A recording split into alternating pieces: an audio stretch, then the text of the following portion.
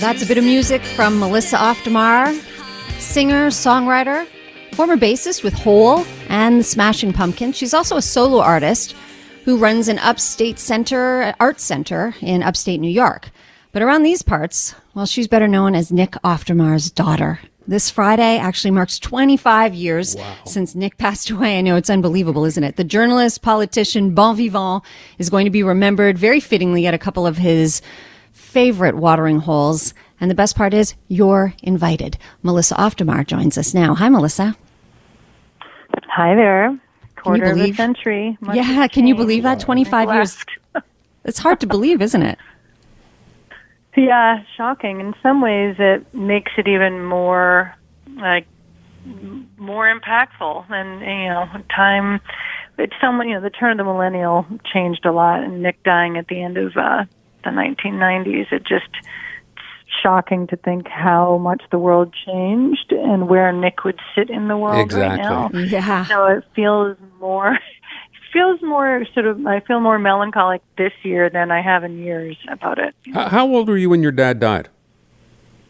I was 26. Okay. And he used to drag you out. Old enough to be to know what was going on. Still young and tragic, but I was able to hold it, pretty deeply and maturely, if you know what I mean. Yeah. I asked because I know, and I saw some of the Aislinn cartoons, by the way, that Terry's been publishing for the past couple of days, and I know he'll be there as well. Your dad used to take you to some places perhaps you had not expected he would. Well, he was a non-traditional father figure. I've led a pretty non-traditional life thanks to both my parents living way out of the box. They were part of the revolution of the 60s and 70s of doing things in the opposite way that suburban 1950s reality suggested you do.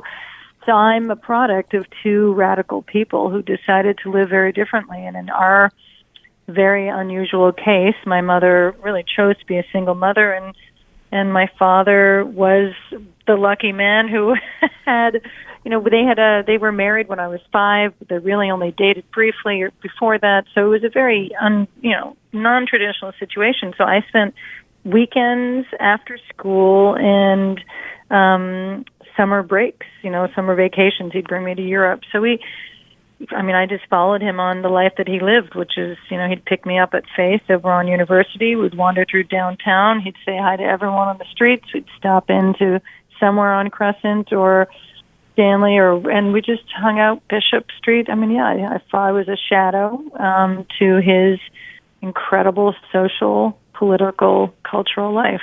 That was your normal, right? But did you have a sense that your dad was an out-of-the-ordinary dad? I think I had a sense that both my parents were out of the ordinary. Single mothers weren't that common in the 70s, and single mothers bringing in the father when the daughter was 5 wasn't that common either. So there's a lot of it, but also the Oftemars alone. For those who remember reading my father's columns about my Swiss immigrant grandparents, they were not normal either. So I had not met normal, I don't think, at that point. So that's all I knew. I think normal's overrated anyway. You're pretty lucky, I think, at the end of the day. So. Yeah. Normal parents, I don't think, would have been jumping up and down, buying me a bass guitar and asking me to call Courtney Love back and reconsider the invitation to join her band after she had recently been widowed by her husband. These were the things that my parents were thumbs up about. They were not afraid of me joining a rock and roll circus. And since you touched on that, then I have to ask, because there's been rumors of a Hole reunion, and there is a Smashing Pumpkins reunion. You've decided not to be a part of that. Would you be a part of a Hole reunion?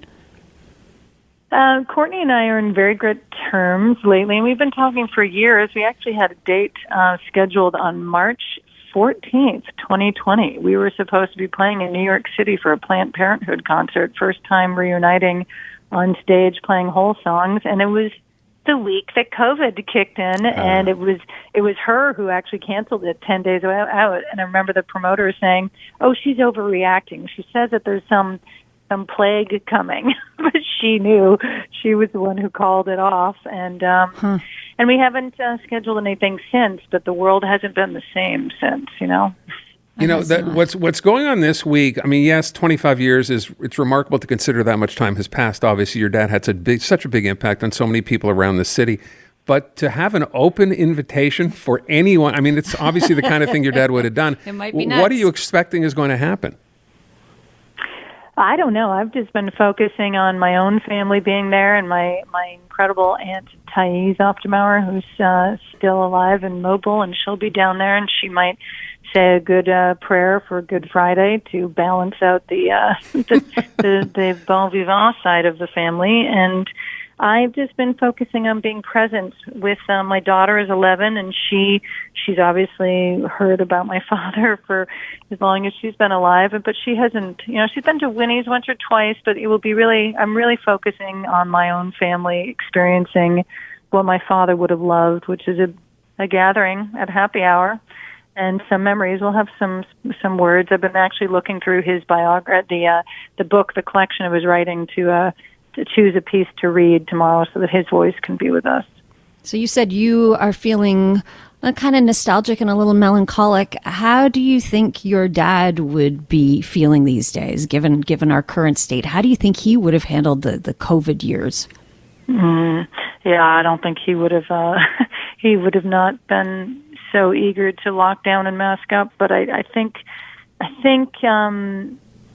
I feel like we landed on a different planet after 9/11 and Y2K. I don't even know that we all know what we think about this new state of affairs and post-Trump, post-COVID, post-truth, the internet. I mean, I am most curious as to what he, as a journalist, he was a dying breed in the 90s. That's why there's still journalists in Montreal now, with great respect for his work as a broadcaster and his work as a journalist. I mean, he was a man on the street, that led to his political journey and his passion to represent people. Is what does a man like that on the street, reporting from his heart and on the street, what would he be doing in the realm of non-truth, social media, all of these? That's the area that, to me, is most starkingly incompatible with how my father lived and how tortured he'd probably be about this. And I am too. I miss the world of direct communication. I do think that this cyber field between us and all humans has created many more problems than benefits. As I hear you describe that, and I tend to agree with you to a point, I wonder, the expression we always use when we talk about what this has done, the internet, social media, et cetera, is we say once the genie's out of the bottle, you can't get it back in. And it kind of makes you wonder what the future will hold, because the internet, social media is not going away. At least I don't think it is. No, I think we're changing at a speed. We think about like the invention of telephones or TVs in the last century. We are on a rocket ship to change. And I don't know, I have such great memories of my father holding court with me and a couple of my girlfriends talking about the Ottoman Empire and the history of civilization. And that kind of long-range, slow world history view is not where people are sitting right now. We're all like on a journey to Mars or something. I don't know what's happening, but it's not the same speed in which my father was observing and reflecting on the world and human experience. I mean, the truth, when I listen to that, I think to myself that we still have things to learn from him, even though he's not here. Yeah. I am. See, I'm writing my memoir right now, which is also why I just sold it to Hachette Publication. I'm very excited about it. I've been working on it since COVID, actually.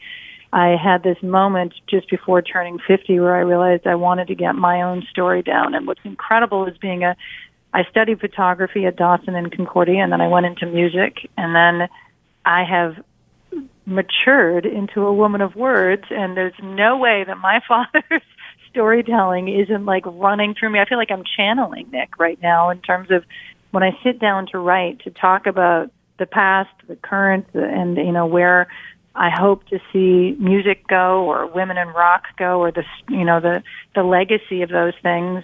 I'm channeling a lot of him, and he's teaching me along the way in some spirit capacity way. But really, I've been writing so much about my youth in Montreal and about the '80s, and 90s in Montreal, and just in music and youth culture. So I've been doing a real deep dive and return, and I do feel in many ways that he's with me on my shoulder, pointing me into some insights that I hope will be helpful, both carrying the message of my own generation and the impact that Hole and I hoped to do for women in culture, but also my father and my mother's generation and what they were striving for. I can't wait to read that memoir. You'll have to come back when it's out. When is it due out? I will. It's due to the publishers 1 year from right now, so I would suspect later next year. Okay. And do you miss Montreal, Melissa?